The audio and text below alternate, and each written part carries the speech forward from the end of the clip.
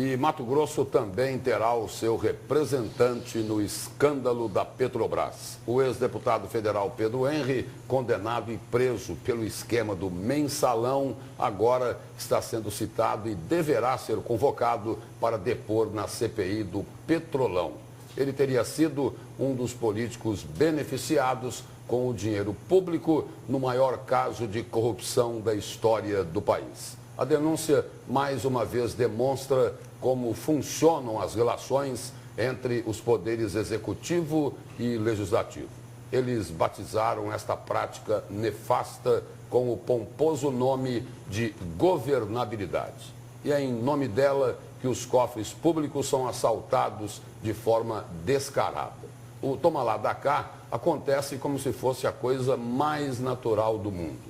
E isso não é só na Câmara dos Deputados e no Senado Federal. Está presente nas assembleias legislativas e nas câmaras municipais. O apoio aos donos do poder costuma ser recompensado com a indicação de cargos, verbas públicas e também a indicação de empreiteiras para executar as obras. E normalmente estas empresas são aquelas que doaram muito dinheiro para bancar as campanhas eleitorais. Dizem que a regra é confirmada pela exceção. Talvez até exista, mas não é fácil de ser encontrada. Na Operação Ararat, aqui em Mato Grosso, disseram que o sistema precisava ser alimentado. E a Justiça descobriu que a fome era grande. Então, quando se ouve o termo base aliada, fique esperto. Esta base tem uma boa chance de já ter matado a sede no pote da sociedade. Para falar sobre este e outros assuntos, a gente conversa ao vivo aqui no Jornal do Meio-Dia com o deputado federal Valteni Pereira. Boa tarde, o senhor é membro da CPI da Petrobras, então eu já vou aproveitar aqui o gancho do comentário do Lúcio para saber se já se tem uma previsão aí de quando Pedro Henrique deve ser convocado para ser ouvido. É o seguinte, a CPI da Petrobras já convocou várias pessoas que foram citadas nas delações premiadas para ir até a CPI e dar os seus depoimentos. Até o presente momento, o requerimento de convocação ainda não foi votado no plenário da comissão.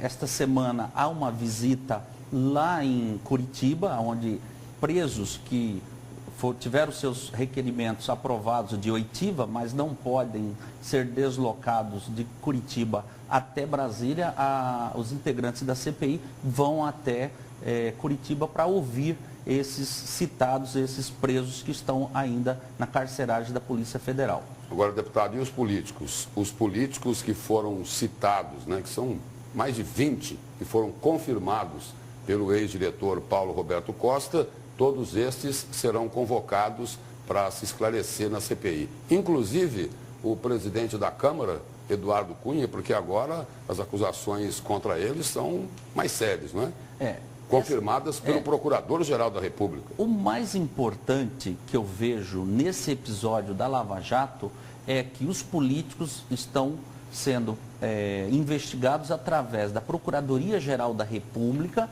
lá no Supremo Tribunal Federal. Então, várias diligências estão acontecendo ao mesmo tempo, aonde vai esclarecer a participação desses parlamentares que foram citados por vários delatores. Aqueles que receberam delação premiada citaram mais de 20, cerca de quase 40 parlamentares, e esses parlamentares já estão sendo investigados pela Procuradoria-Geral da República, o Procurador-Geral Rodrigo Janot, juntamente com no Supremo Tribunal Federal. Então, isso é fundamental, esse foro está investigando essas autoridades, porque eu acredito que assim fica mais isento, mais imparcial. Dentro da CPI, aí eu acredito que isso fica um pouco mais difícil de mostrar o que verdadeiramente aconteceu.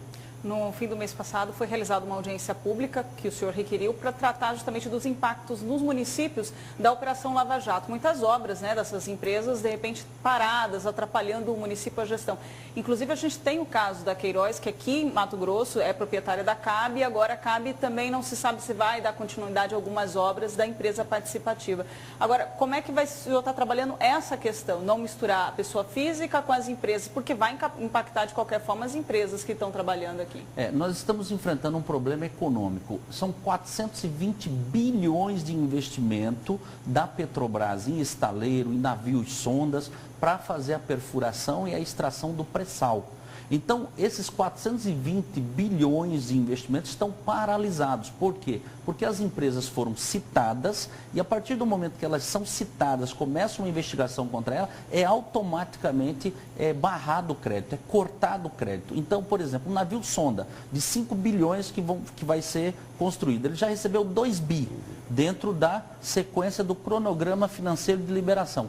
E aí interrompe isso, ele não consegue fazer o navio e ainda tem que pagar o saldo. Qual que é a ideia? A ideia é separar o executivo que pisou na bola, que andou fora da lei, da empresa, para que a empresa continue trabalhando, né, produzindo, mantendo os empregos de milhares de brasileiros, e estes executivos dessa empresa ficam fora do seu sócio, do seu quadro societário, perde suas cotas para que ela possa continuar. Então, o marco regulatório está sendo discutido na Câmara, onde o deputado Valtenir, juntamente com o deputado Vicente Cândido, está capitaneando isso dentro da Comissão de Fiscalização Financeira e Controle, juntamente com o Ministério Público Federal. Já tivemos 2 reuniões com 2 procuradores da República, onde eles entendem a importância de separar o joio do trigo, que nós colocamos, e isso vai ser fundamental, porque nos Estados Unidos existe isso, na Alemanha existe, a Holanda existe, e no Brasil nós precisamos regulamentar isso. Quem pisar na bola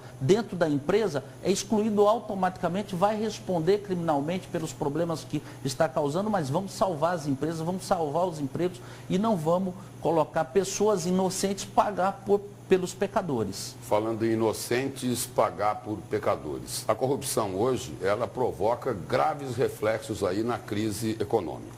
Aí lá na Câmara aprovaram começou a ser aprovado o ajuste fiscal, que retira garantias dos trabalhadores que avisaram, disseram, prometeram que não iriam ser retiradas. Aí se aprova a terceirização, que os trabalhadores também reclamam que terão prejuízos. Deputado, o senhor votou a favor dessas 2 matérias, mas a pergunta ela é mais geral, mais genérica. A pergunta é a seguinte: o trabalhador é que vai pagar a conta da corrupção? A corda, de novo, vai arrebentar do lado mais fraco? Lúcio Sorge, com relação à terceirização, eu votei contra. O primeiro texto que tinha, que nós iríamos fazer a depuração dele, porque precisa de um marco legal, regulamentar a terceirização, porque hoje é uma súmula do TST. Esse primeiro texto nós votamos favorável para regulamentar. E nós fizemos a retirada de sociedade de economia mista e empresa pública da terceirização. Iríamos tirar a atividade fim e também iríamos colocar a responsabilidade solidária. Né? Aí foi mudado e o senhor votou contra. Aí fizeram uma emenda aglutinativa global que, inclusive, precarizou muito a questão da terceirização. Aí nós votamos contra, exatamente porque aí incluiu sociedade de economia mista de novo, empresa pública, colocou atividade fim, manteve-se atividade fim e ainda colocou cooperativas de mão de obra.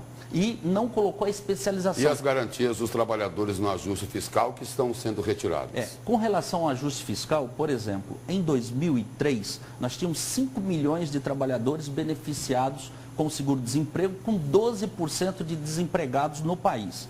Agora, em 2013, baixou isso para 5% de desempregado em pleno emprego e nós temos 9 milhões de trabalhadores utilizando o benefício do seguro-desemprego. O que aconteceu? Fizemos um ajuste aonde a pessoa precisa ter 12 meses de carteira assinada nos últimos 18 meses para poder acessar o seguro-desemprego. O que estava acontecendo? 6 meses de carteira assinada, dava baixa, buscava mais 6 meses de seguro-desemprego. 6 meses de carteira assinada, dava baixa, mais 6 meses de seguro-desemprego. Então, fizemos um ajuste para poder fazer um investimento em logística, em infraestrutura, para melhorar a produção no país, com isso gerar mais emprego, mais renda, mais impostos para fazer os investimentos. Deputado, obrigado pela presença e pelas informações do senhor aqui no Jornal do Meio-Dia.